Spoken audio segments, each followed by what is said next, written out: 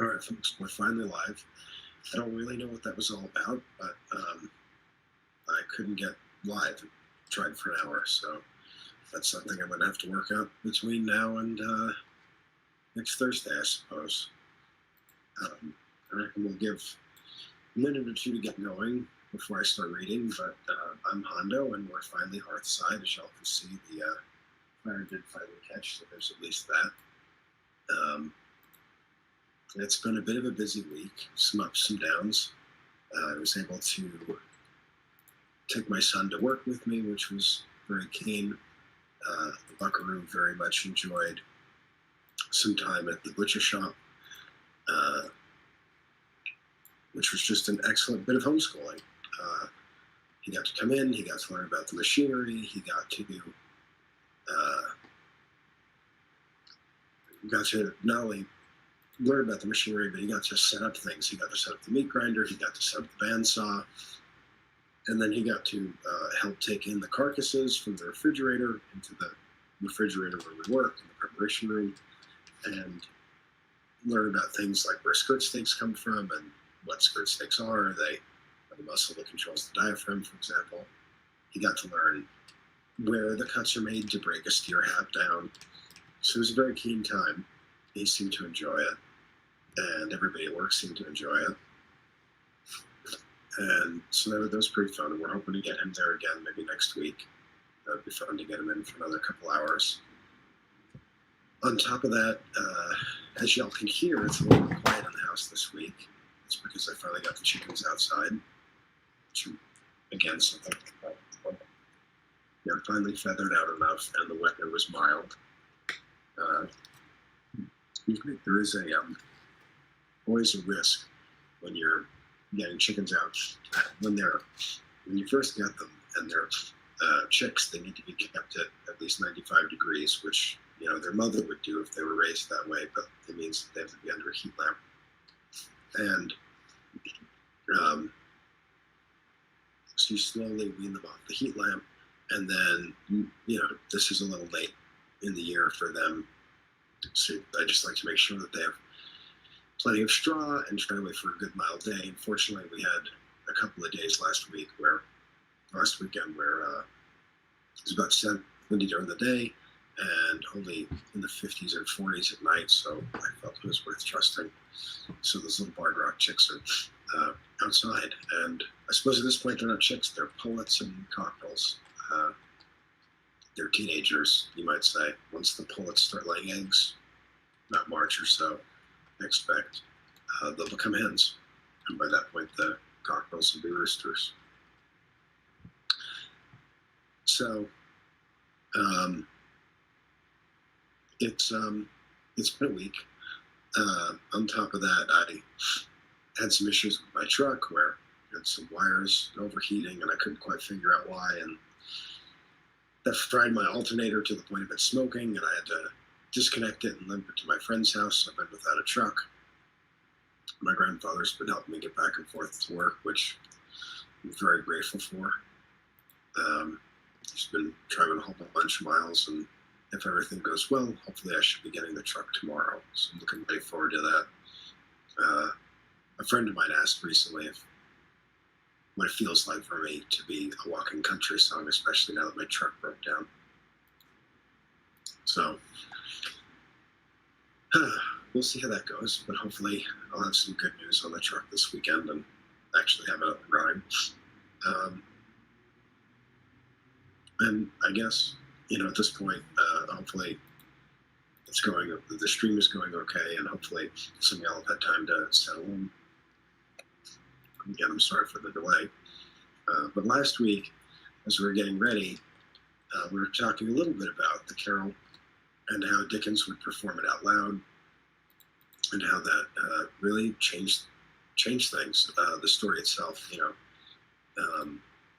changed Christmas traditions and reinvigorated things. And Dickens reading it aloud is partially because of the way he writes it. The writing's really good. It's written in a really conversational tone, and it's pretty fun. there are times where he'll sort of, you might say, break the fourth wall and talk directly to the audience about some point or other.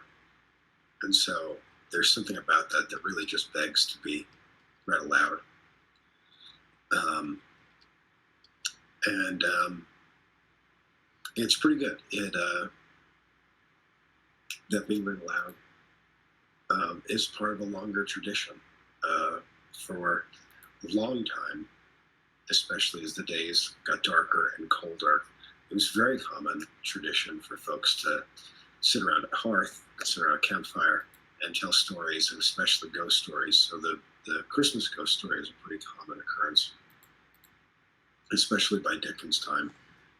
It was something that, especially in the rural areas, because by Dickens' time, with industrialization and that sort of thing, the Christmas tradition was sort of fading. It was getting sort of forgotten and something left to country folk.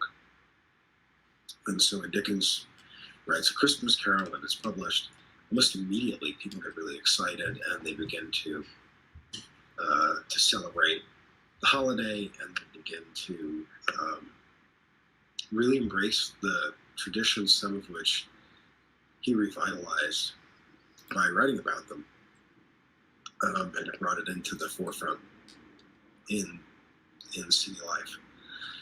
And more than that, the way this story unfolds, as we come to see, he also, there's a movie recently that they called The Man Who Invented Christmas, and they're not entirely wrong. There's especially the humanitarian aspects of the holiday and the thinking of those around you, especially those less fortunate. All of that's born out of the things that were talked about in the story. So, kind of with that in mind, as we dive into it, we're tonight going to be reading Stave 2, the first of the three spirits, which of course is Christmas past. And so Scrooge finds himself reliving his own past. I wonder what y'all have that are particular memories, particular traditions. And listen, I'd be curious to know, considering how much this story has gone to affect us and affect the way we celebrate, I'm curious to know which of these traditions, if any, do y'all participate in, the ones out of this book. So perhaps maybe after we read this, I can talk about that a little bit. So with all of that, let's find Marley having left, Scrooge going to bed. We pick up with Stave 2, the first of the three spirits. When Scrooge awoke, it was so dark that looking out of bed, he could scarcely distinguish between the transparent window from the opaque walls of his chamber. He was endeavoring to pierce the darkness with his ferret eyes when the chimes of a neighboring church struck the four quarters. So he listened for the hour. To his great astonishment, the heavy bell went from 6 to 7, and from 7 to 8, and regularly up to 12, then stopped. 12! It was past 2 when he went to bed. The clock was wrong. An icicle must have gotten the works. 12. He touched the spring of his repeater to correct this most preposterous clock. Its rapid little pulse beat 12, and stopped. Why, it is impossible, said Scrooge, that I can have slept through the whole day and far into another night. It is impossible that anything has happened to the sun, and this is 12 at noon. The idea being an alarming one, he scrambled out of bed and groped his way to the window. He was obliged to rub the frost off with the sleeve of his dressing gown before he could see anything, and could see very little then. All he could make out was that it was still very foggy and extremely cold, and that there was no noise of people running to and fro and making a great stir, as there unquestionably would have been if night had beaten out the bright day and taken possession of the world. This was a great relief because 3 days after sight of the first exchange paid to Mr. Ebenezer Scrooge or his boarder, and so forth, would have become a mere United States security if there were no days to count by. Scrooge went to bed again and thought and thought and thought it over and over and over and could make nothing of it. The more he thought, the more perplexed he was. And the more he endeavored not to think, the more he thought. Marley's ghost bothered him exceedingly. Every time he resolved within himself, after mature inquiry, that it was all a dream, his mind flew back again, like a strong spring released to its first position, and presented the same problem to be worked all through. Was it a dream or not?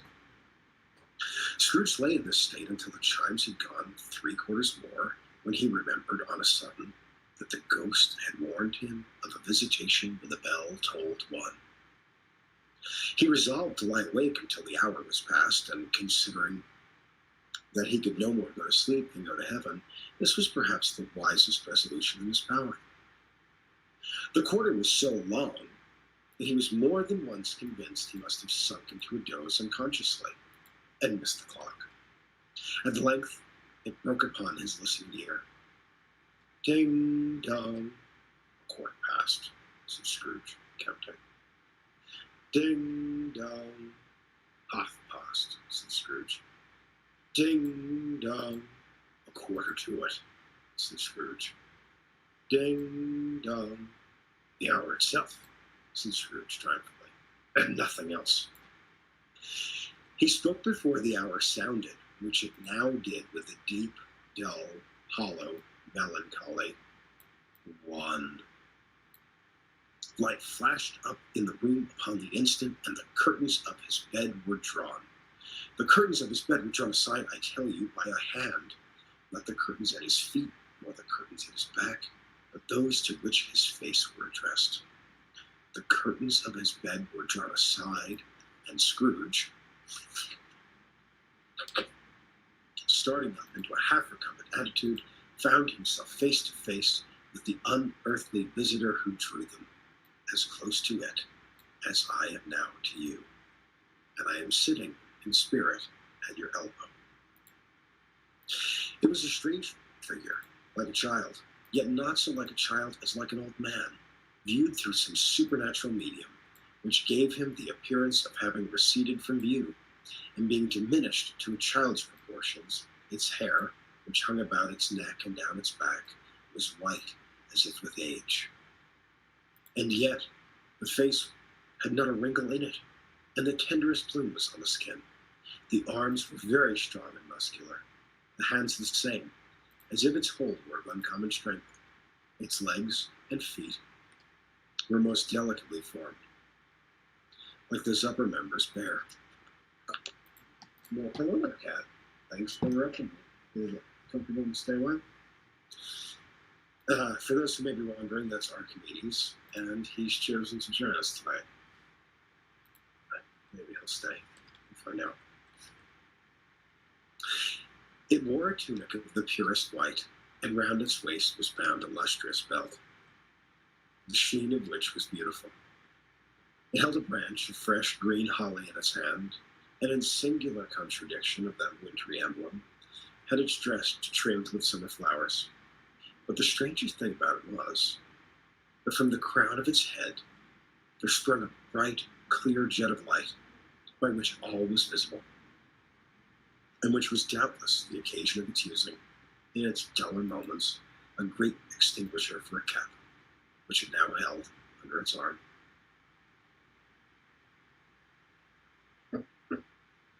Even this, though, when Scrooge looked at it with increasing steadiness, was not its strangest quality. For its belt sparkled and glittered now in one part and now in another, and what was light one instant, another time was dark. So the figure itself fluctuated in its distinctness, being now a thing with one arm, now with one leg, now with 20 legs, now a pair of legs without a head, now a head without a body, of which dissolving parts, no outline would be visible in the dense gloom whereupon they melted away. And in the very wonder of this, It would be itself again, distinct and clear as ever. "Are you the spirit, sir, whose coming was foretold to me?" asked Scrooge. "I am." The voice was soft and gentle, singularly low, as if, instead of being so close beside him, it were at a distance. "Who and what are you?" demanded Scrooge. "I am the ghost of Christmas past." "Long past?" inquired Scrooge, observant of his dwarfish stature. "No, your past." Perhaps Scrooge could not have told anybody why, if anybody could have asked him. But he had a special desire to see the spirit in his cap, and begged him to be covered. "What?" exclaimed the ghost. "Would you so soon put out with worldly hands the light I give? Is it not enough that you are one of those whose passions made this cap, and forced me through whole trains of years to wear it low upon my brow?" Scrooge reverently disclaimed all intentions to offend, or any knowledge of having wilfully bonneted the spirit at any point in his life. He then made bold to inquire what business brought him there. "Your welfare," said the ghost.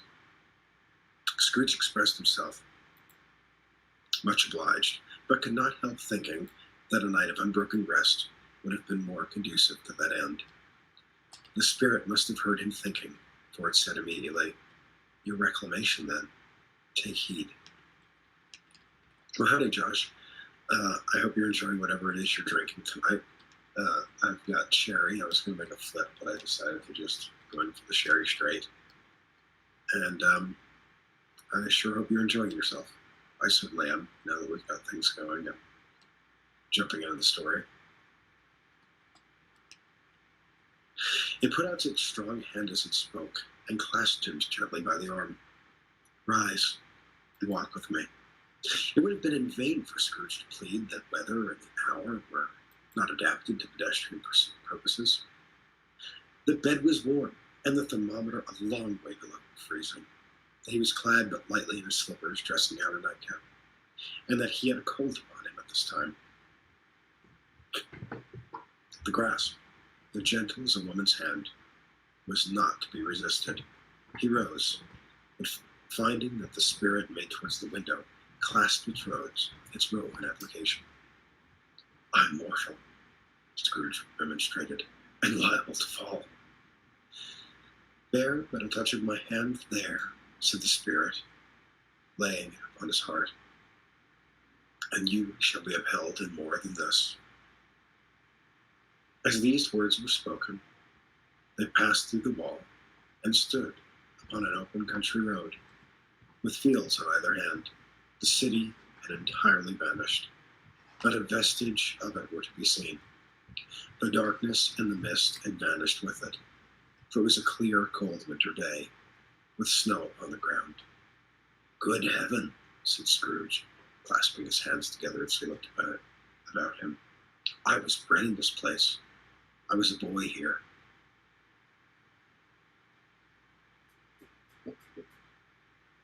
The spirit gazed upon him mildly. Its gentle touch, though it had been light and instantaneous, appeared still present to the old man's sense of feeling. He was conscious of 1,000 odors floating in the air, each one connected with 1,000 thoughts and hopes and joys and cares long, long forgotten. "Your lip is trembling," said the ghost. "And what is that upon your cheek?"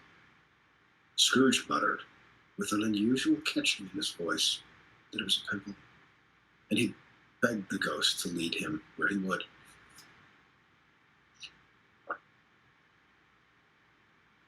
You recollect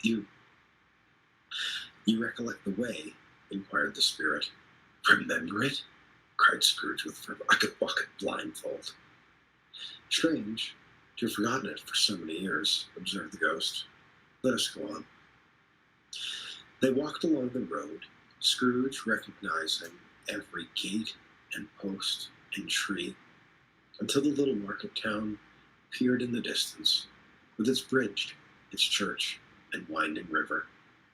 Some shaggy ponies were now seen trotting toward them with boys upon their back, who called to other boys in country gigs and carts driven by farmers.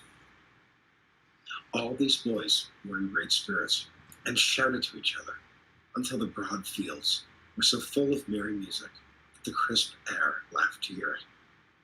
These are the shadows of the things that have been, said the ghost. They have no consciousness of us. The jocund travelers came on, and as they came, Scrooge knew and named them every one. Why was he rejoiced beyond all bounds to see them? Why did his cold eyes glisten, his heart leap up as they went past? Why was he filled with gladness when he heard them give each other Merry Christmas as they parted at crossroads and byways for their several homes? What was Merry Christmas to Scrooge? Out upon Merry Christmas! What good had it ever done him? The school is not quite deserted, said the ghost. A solitary child, neglected by his friends, is left there still. Scrooge said he knew it. He sobbed. They left the high road by a well-remembered lane, and soon approached a mansion of dull red brick, with a little weathercock-surmounted cupola on the roof, and a bell hanging from it. It was a large house, but one of broken fortunes.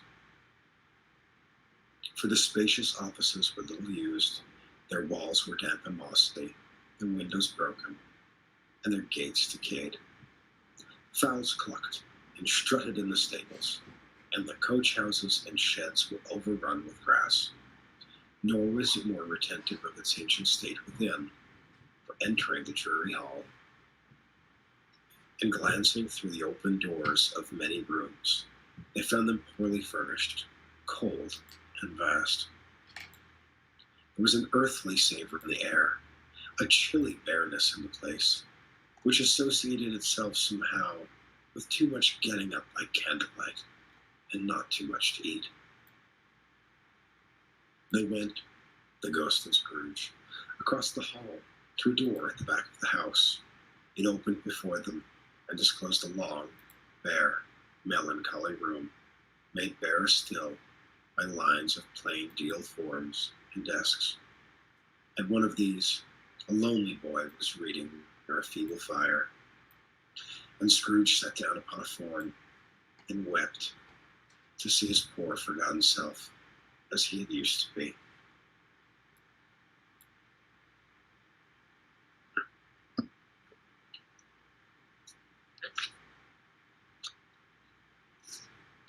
Not a latent echo in the house, not a squeak and scuffle from the mice behind the paneling, not a drip from the half-thawed water spout in the dull yard behind, not a sigh among the leafless boughs of the despondent poplar, not the idle swinging of an empty storehouse, no, not a clicking of the fire, but fell upon the heart of Scrooge with softening influence, and gave a freer passage to his tears.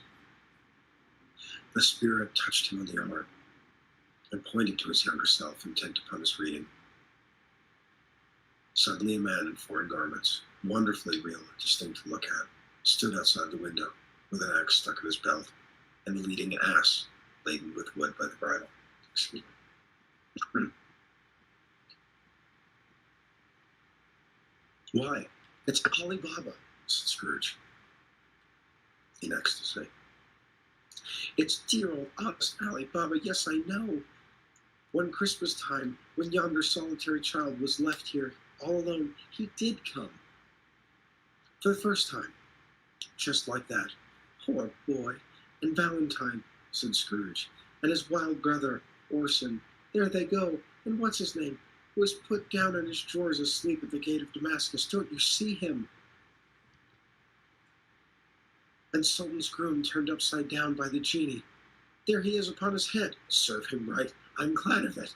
What business had he to be married to the princess?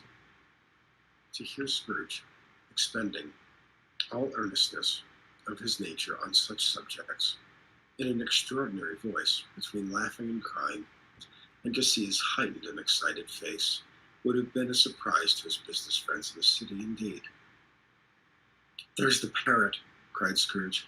"Green body and yellow tail, with a thing like a lettuce growing out of the top of his head. There he is, poor Robinson Crusoe," he called him, when he came home again after sailing round the island. "Poor Robinson Crusoe, where have you been, Robinson Crusoe?" The man thought he was dreaming, but he wasn't. It was a parrot, you know. There goes Friday, running for his life to the little creek. "Hullo, hoop, hullo!" Then, with a rapidity of transition very foreign to his usual character, he said, in pity for his former self, "Poor boy." And he cried again. "I wish," Scrooge muttered, putting his hand in his pocket and looking about him through drying his eyes on his cuff. "But it's too late now." "What is the matter?" asked the spirit. "Nothing," said Scrooge. "Nothing. There's a boy singing a Christmas carol at my door last night. I should have liked to have given him something. That's all." The ghost smiled thoughtfully and waved its hand, saying as it did so, "Let's see another Christmas." Scrooge's former self grew larger at the words, and the room became a little darker and more dirty. The panels shrunk, the windows cracked, fragments of plaster fell out of the ceiling, and the naked lathes were shown instead. But how all this was brought about, Scrooge knew no more than you do. He only knew that it was quite correct, that everything happened so. That there he was, alone again, when all the other boys had gone home for jolly holidays. He was not reading now, but walking up and down despairingly. Scrooge looked at the ghost, and with a mournful shaking of his head, glanced anxiously towards the door. It opened, and a little girl, much younger than the boy, came darting in, put her arm around his neck, and often kissing him, addressed him as her dear, dear brother. "I've come to bring you home, dear brother," said the child, clapping her tiny hands, bending down to laugh. "To bring you home, home, home." "Home, little Fan?" returned the boy. "Yes," said the child, brimful of glee. "Home for good and all, home for ever and ever. Father is so much kinder than he used to be, that home's like heaven. He spoke so gently to me the other night when I was going to bed that I was not afraid to ask him once more if you might come home, and he said, 'Yes, you should,' and sent me in a coach to bring you, and you're to be a man," said the child, opening her eyes, "and never to come back here. But first, we're to be together all Christmas long, and have the merriest time in the world." "You're quite a woman, little Fan," exclaimed the boy. She clapped her hands and laughed, and tried to touch his head, but being too little, laughed again, and stood on tiptoe to embrace him. Then she began to drag him, in her childish eagerness, toward the door. And he, nothing loath to go, accompanied her. A terrible voice in the hall cried, "Bring down Master Scrooge's box there." And in the hall appeared the schoolmaster himself, who glared upon Master Scrooge with ferocious condescension, and then threw him into a dreadful state of mind by shaking hands with him. He then conveyed him and his sister into the veriest of old well of a shivering best parlor that was ever seen, where the maps upon the wall and the celestial and terrestrial globes in the windows were waxy with cold. Here he produced a decanter of a curiously light wine and a block of curiously heavy cake, and administered installments of these dainties to the young people, at the same time sending out a meager servant to offer a glass of something to the postboy, who answered that he thanked the gentleman, but if it was the same tap as he had tasted before, he'd rather not. Master Scrooge's trunk being by this time tied on the top of the chaise, the children bade the schoolmaster goodbye right willingly, and getting down into it, drove gaily down the garden sweep, the wheels dashing the hoarfrost and snow off from the leaves of the evergreens like spray. Always a delicate creature, whom a breath might have withered, said the ghost. But she had a large heart. She had, cried Scrooge. You're right, I'll not gainsay it, spirit. God forbid. She died a woman, said the ghost, and had, as I think, children? One child, Scrooge returned. True, said the ghost. Your nephew. Scrooge seemed uneasy in his mind and answered briefly, yes. Although they had but that moment left the school behind them, they were now in the busy thoroughfares of a city, where shadowy passengers passed and repassed, where shadowy carts and coaches battled for the way, and all the strife and tumult of the city were real. It was made plain enough by the dressing of all the shops that here too it was Christmas time again, but it was evening, and the streets were lighted up. The ghost stopped at a certain warehouse door and asked if Scrooge knew it. Know it, said Scrooge. Was I apprenticed here? They went in. At sight of an old gentleman in a Welsh wig, sitting behind such a high desk that if he had been 2 inches taller, he must have knocked his head against the ceiling, Scrooge cried in great excitement, why, it's old Fezziwig! Bless his heart, it's Fezziwig alive again! Old Fezziwig laid down his pen and looked up at the clock which pointed to the hour of 7. He rubbed his hands, adjusted his capacious waistcoat, laughed all over himself from his shoes to an organ of benevolence, and called out in a comfortable, oily, rich, jovial voice, Yo-ho there, Ebenezer, Dick! Scrooge's former self, a groaning young man, came briskly in, accompanied by his fellow apprentice. Dick Wilkins, to be sure, said Scrooge to the ghost. Bless me, yet there he is. He was very attached to me, was Dick.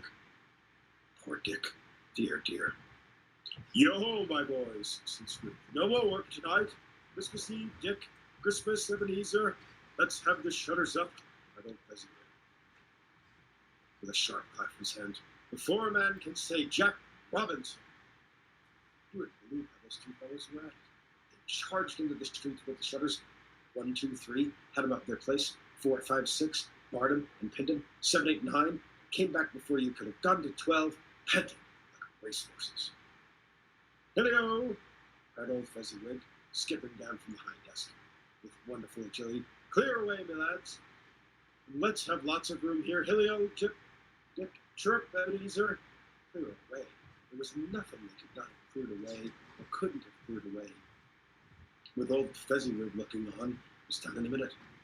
Every movable was packed off, as if it were dismissed from public view forevermore. The floor was swept and watered, the lamps were trimmed, fuel heaped upon the fire, and the warehouse was as snug and warm and dry and might a ballroom as you would desire to see upon a winter's night. In came the fiddler with a music book, and went up to the lofty desk, and made an orchestra of it, and tuned like 50 stomach aches. In came Miss Fezziwig, one vast, substantial smile. In came the 3 Miss Fezziwigs, beaming and lovable. In came the 6 young followers whose hearts they broke. In came all the young men and women employed in the business. In came the housemaid with his cousin Pig. In came the cook with her brother's particular friend, the milkman. In came the boy from over the way, who was suspected of not having board enough from his master. Trying to hide himself behind the girl next door, but one who was proved to have had her ears pulled by her mistress, in they all came, one after the other, some shyly, some boldly, some gracefully, some awkwardly, some pushing, some pulling. In they all came, anyhow and everyhow. Away they all went, 20 couple at once, hands round and back again the other way, down the middle and up again, round and round in various stages of affectionate grouping. Old top couple always turning up at the wrong place, new top couples started off again. As soon as they got there, all top couples at last, and not a bottom one to help them. When this result was brought about, old Fezziwig, clapping his hands to stop the dance, cried out, "Well done!" And the fiddler plunged his face into a pot of porter especially provided for that purpose. But, scorning rest upon his reappearance, he instantly began again, though there were no dancers yet, as if another fiddler had carried home, exhausted on the shutter, and he were a brand new man, resolved to beat him out of sight or perish. There were more dances, and there were forfeits, and more dances, and there was cake, and there was negus, and there was a great piece of cold roast, and there was a great piece of cold boiled, and there were mince pies, and plenty of beer. But the great effect of the evening came after the roast and boiled, when the fiddler, an artful dog mind, the sort of man who knew his business better than you or I could have told him, struck up Sir Roger de Coverley. The old Fezziwig stood out to dance with Mrs. Fezziwig, coupled too, with a good stiff piece of work cut out for them, 3 or 4 and 20 pair of partners, people who were not to be trifled with, who would dance and had no notion of walking. But if they had been twice as many, 4 times, old Fezziwig would have been the match for them, and so would Mrs. Fezziwig. As to her, she was worthy to be his partner in every sense of the term.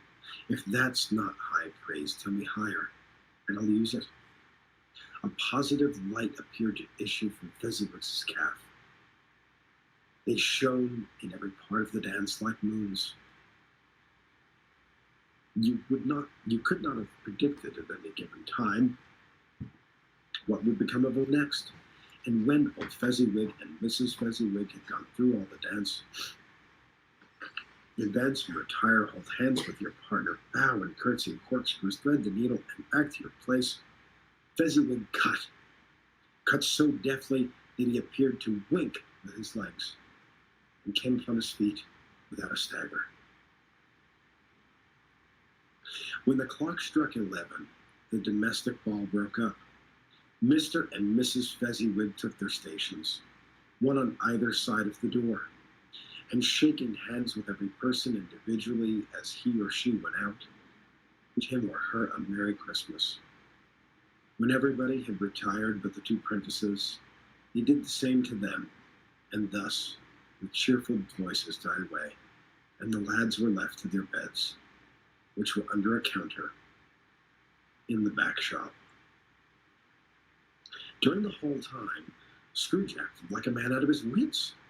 His heart and soul were in the scene, and with his former self. He corroborated everything, remembered everything, enjoyed everything, and underwent the strangest agitation. It was not until now, when the bright faces of his former self and Dick were turned from them, that he remembered the ghost, and became conscious that it was looking full upon him, while the light upon his head burned very clear. "A small matter," said the ghost, "to make these silly folks so full of gratitude." "Small," echoed Scrooge. The spirit signed for him to listen to the 2 apprentices who were pouring out their hearts in praise of Fezziwig, and when he had done so, said, "Why, is it not? He has spent but a few pounds of your mortal money, 3 or 4 perhaps. Is that so much that he deserves this praise?" "It isn't that," said Scrooge, heated by the remark, and speaking unconsciously like his former, on his latter self. "It is not that, spirit. He has the power to render us happy or unhappy, to make our service light or burdensome, a pleasure or a toil. Say that his power lies in words and looks, in things so slight and insignificant that it is impossible to add up and count them. What then? The happiness he gives is quite as great as if it cost a fortune." He felt the spirit's glance, and stopped. "What is the matter?" asked the ghost. "Nothing in particular," said Scrooge. "Something, I think, The ghost insisted. "No," said Scrooge, "no. I should like to say a word or two to my clerk just now, that's all." His former self turned down the lamps as he gave utterance to the wish, and Scrooge and the ghost again stood side by side in the open air. "My time grows short," observed the spirit. "Quick."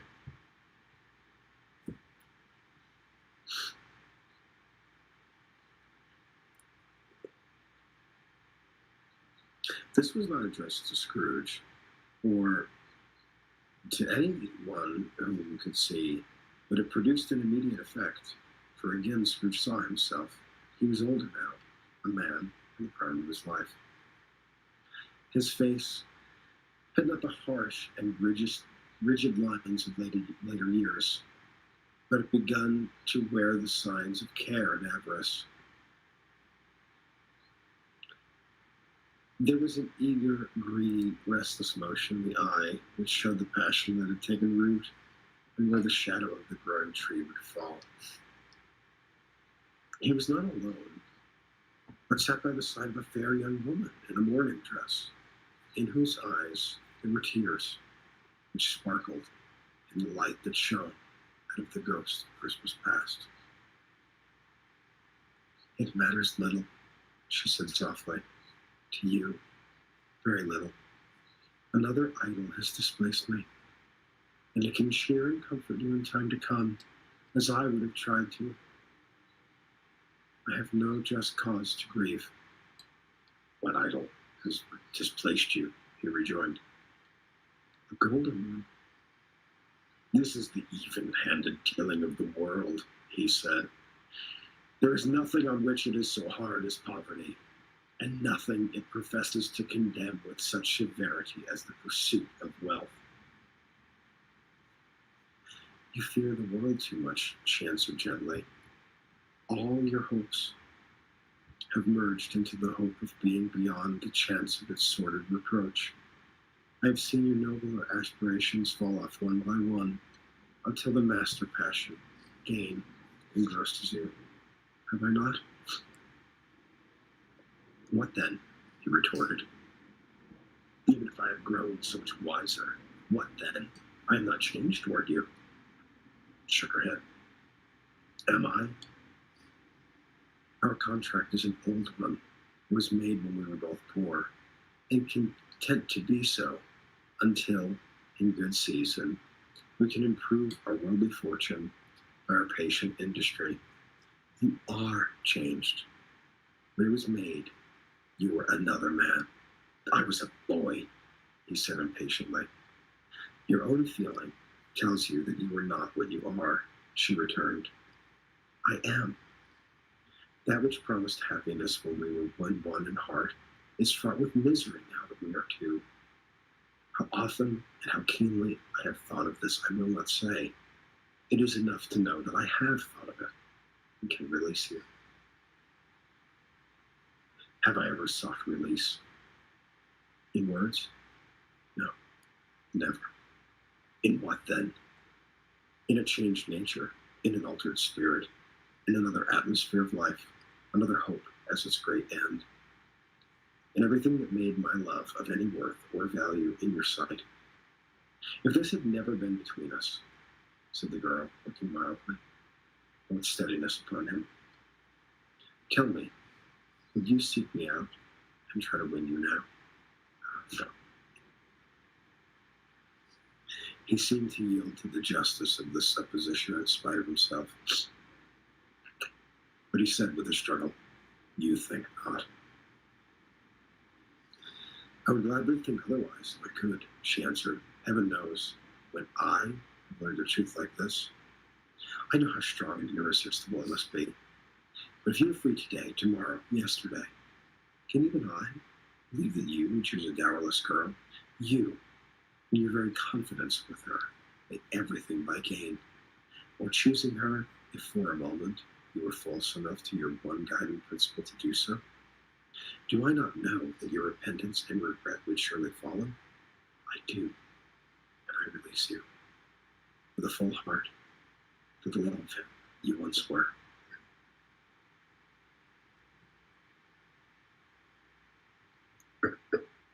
He was about to speak, but with her head turned from him, she resumed. You may.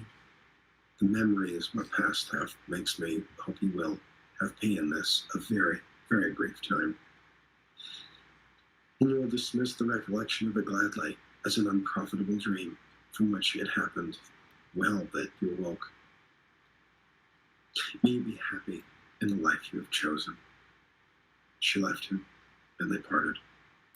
Spirit, said Scrooge, show me no more. Conduct me home. Why do you delight to torture me? One shadow more, exclaimed the ghost. No more, said Scrooge. No more. I don't wish to see it. Show me no more. But the relentless ghost pinioned him in both his arms and forced him to observe what happened next. They were in another scene and place, a room not very large or handsome, but full of comfort. Near to the winter fire sat a beautiful young girl, so like the last that Scrooge believed it was the same until he saw her. Now a comely matron, sitting opposite her daughter. The noise in this room was perfectly tumultuous, for there were more children there than Scrooge in his agitated state could count, and, unlike the celebrated herd in the poem, they were not 40 children conducting themselves like one, but every child was conducting itself like 40. The consequences were uproarious beyond belief, but no one seemed to care. On the contrary, the mother and daughter laughed heartily and enjoyed it very much. And the latter, soon beginning to mingle in the sports, got pillaged by the young brigands most ruthlessly. What would I not have given to be one of them? Though I never could have been so rude. No, I wouldn't for the wealth of all the world. Crushed her that braided hair and torn it down. And for the precious little shoe, I wouldn't have plucked it off. God bless my soul to save my life. As to measuring her waist for sport as they did, bold young brood, I could not have done it. I should have expected my arm to have grown round it for a punishment. It never comes straight again. I should have dearly liked, I own, to have touched her lips, to have questioned her, that she might have opened them, to have looked upon the lashes of her downcast eyes, and never raised a blush, to have let loose waves of hair, an inch of which would have been a keepsake beyond the price. In short, I would have liked, I do confess, to have had the lightest license of child, and yet be man enough to know its value. But now, a knocking at the door was heard, and such a rush immediately ensued that she, with laughing face and plundered dress, was borne toward it in the center of a flushed and boisterous group, and just in time to greet the father who came home attended by a man laden with Christmas toys and presents. Then the shouting and the struggling, and the onslaught that was made upon this defenseless porter. The scaling of him, with chairs for ladders to dive into his pockets, to spoil him of brown paper parcels, hold tight on his cravat, hug him round his neck, pommel his back, and kick his legs in irresistible affection. The shouts of wonder and delight with which the development of every package was received, the terrible announcement that the baby had been taken in the act of putting a doll's frying pan into his mouth, and was more than suspected of having swallowed a fictitious turkey glued on a wooden platter. The immense relief on finding this a false alarm, the joy and gratitude and ecstasy. They were all indescribable alike. It is enough that by degrees the children and their emotions got out of the parlor, and by one stair at a time, up to the top of the house, where they went to bed, and so subsided. And now Scrooge looked more attentive than ever. When the master of the house, having his daughter leaning fondly on him, sat down with her and her mother at his own fireside. And when he thought that such another creature, quite as graceful and as full of promise, might have called him father, and at a springtime in the haggard winter of his life, His sight was very dim indeed. "Belle," said the husband, turning to his wife with a smile, "I saw an old friend of yours this afternoon." "Who was it?" "Guess." "How can I tell her? I don't know." She added in the same breath, laughing as he laughed. "Mr. Scrooge." Mr. Scrooge it was. I passed his office window, and as it was not shut up, and he had a candle inside, I could scarcely help seeing him. His partner lies upon the point of death, I hear, and there he sat alone, quite alone in the world, I believe. "Spirit," said Scrooge in a broken voice, "remove me from this place." "I told you. These were the shadows of the things that have been," said the ghost. "That they are what they are. Do not blame me." "Remove me," Scrooge exclaimed. I cannot bear it." He turned upon the ghost, and seeing that it looked upon him with a face in which in some strange way there were fragments of all the faces he had shown him, rested with it. "Leave me back. Haunt me no longer." In the struggle, if that can be called a struggle in which the ghost, with no visible resistance of its own part, was undisturbed by any effort of its adversary, Scrooge observed that its light was burning high and bright, and dimly connecting that with its influence over him, he seized the extinguisher cap, and by a sudden action pressed it down upon its head. The spirit dropped beneath it, so that the extinguisher covered its whole form. But though Scrooge pressed it down with all its force, he could not hide the light, which streamed from under it in an unbroken flood by the ground. He was conscious of being exhausted, but overcome by an irresistible drowsiness, and further, of being a man in his own bedroom. He gave the cap a parting squeeze, in which his hand relaxed, and had barely time to reel to bed before he sank into a heavy sleep. That marks the end of Stave 2. I hope y'all enjoyed it. I certainly did.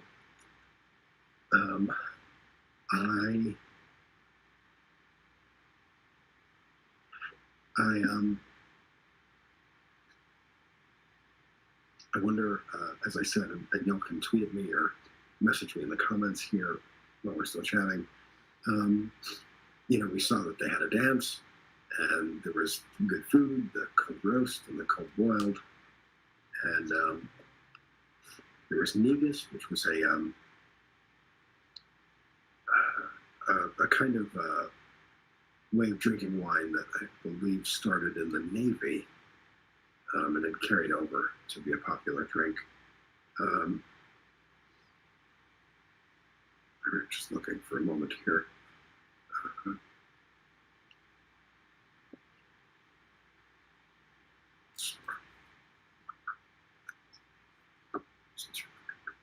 This is looking at my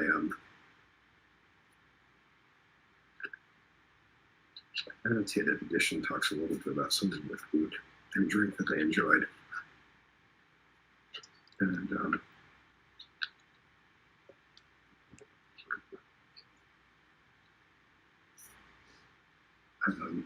well, actually, I suppose, this is kind of where the story starts to get a little interesting, and where sometimes the film versions differ, of course, but, the first Stave really has this sort of spooky element, right? I mean, it begins with Marley was dead to begin with, sort of movie. And, Marley's appearance and arrival, that was all very scary. And, this Stave starts a little spooky, but quickly, you're just drawn into the Christmas, into the spirits and things. And it was a little sad, but then you have the great big happy party.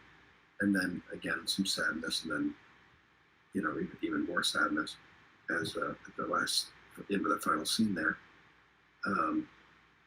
But I think it's really remarkable that in the book, anyhow, Scrooge's change begins right away, and I think it's part of the genius of the whole thing, the way the way it's being presented to Scrooge. I suppose it would be impossible for the ghost to show Scrooge, just the suffering of people around him in the present day. But there's something about reminding him of his own past, of his own hardship, that that got him to kind of piecing things together himself. And so I think it's really a beautiful thing in that moment when he sees himself and he's crying in his lonesomeness, and he just immediately realizes there's that kid singing a carol outside the door the night, earlier that night, and he could help that boy, give him something to ease his discomfort. And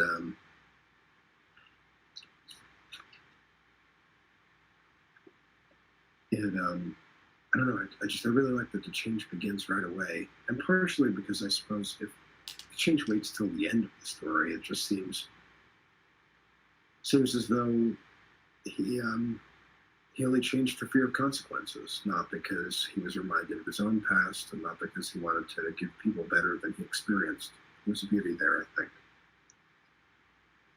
And then I like that when he's there and the way the spirit criticizes, the spirit doesn't say, you should be nicer about Cratchit. The spirit is critical of the niceness of Fezziwig, which is something that really Scrooge would do himself.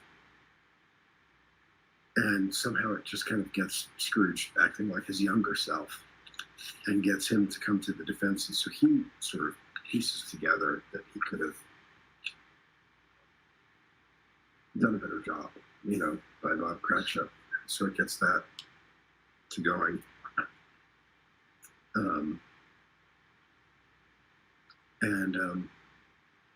I don't know. I like the nuance there as well.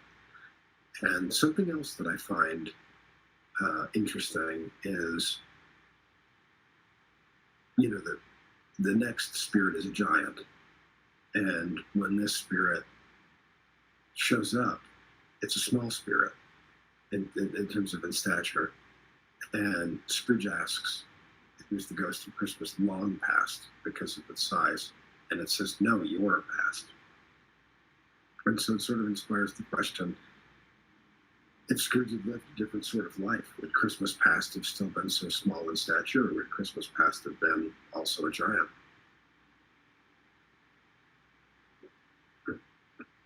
Anyhow, and in answer, Lost Signal Society, to your question, cold roast and cold boil, they're specifically talking about beef. One of it having been roasted in an oven, the other would have been boiled. And so, yeah, those are just some of the points that I think are interesting in this stave. For myself, I'd actually love to have a party like Fezziwig's. Sometimes there are community dances locally, and I think it would be really fun to try and do that sort of thing for a big Christmas party. And as we get to later parts in the book, a lot of my own Christmas dinner comes out of this story. So I'd be keen to know if anybody's out there is going to tweet about this. You can tweet about Hearth-side with Hondo. And so I'd be keen to know. But yeah, in the meanwhile, anybody that's still here, if you have any, do any of you do any traditions that come out of a Christmas Carol? Do you go to a dance for Christmas? Do you enjoy some of the foods they would have enjoyed? Do you have roast beef or some sort of alcoholic punch or something like that? I'd be interested to know. Do you tell ghost stories at Christmas? That would be in keeping with this tradition. And so yeah, if y'all have anything like that, I'd be very interested to know.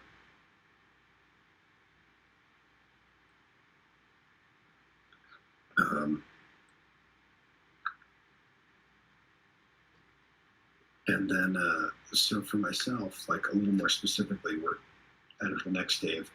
I often cook a goose. In recent years, I raise and process my own geese. I cook a goose dinner like the Cratchits would have, and in fact, perhaps I'll have it ready to show next time. But I have two books. One is Drinking with Dickens, and one is Dining with Dickens. And so sometimes I've done a turkey, but in the style that would have been cooked back then. I definitely, in addition to the goose, I have other Victorian recipes like a red cabbage dish and carrots and a few other things. And for dessert, I do actually make one of those big puddings, and I cook it the way Mrs. Cratchit would have cooked it. It's a mixture of flour and breadcrumbs, and there's some rum and some Guinness in there to help add moisture, and there's lots of currants and raisins of various types. And you wrap it up in a big cloth and you boil it. And I'm not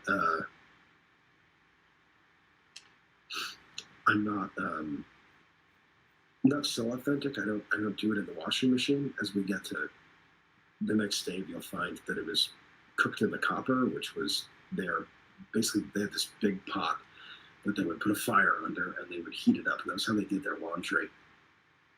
But we can talk about that more later. So I do like the cannonball pudding, and I cover it in brandy and ignite it on fire and all that sort of thing. And Chuck, it's good to hear from you. I still need to decorate my tree. It's up. It's a big 13-footer, and I'll post about it when I do get it decorated, probably over the weekend. But I sure appreciate you dropping in, and I hope you all enjoyed it, and I certainly hope to see y'all next week. So, yeah, that's very cool. And if you will, I look forward to seeing posts about your tree all decorated. So,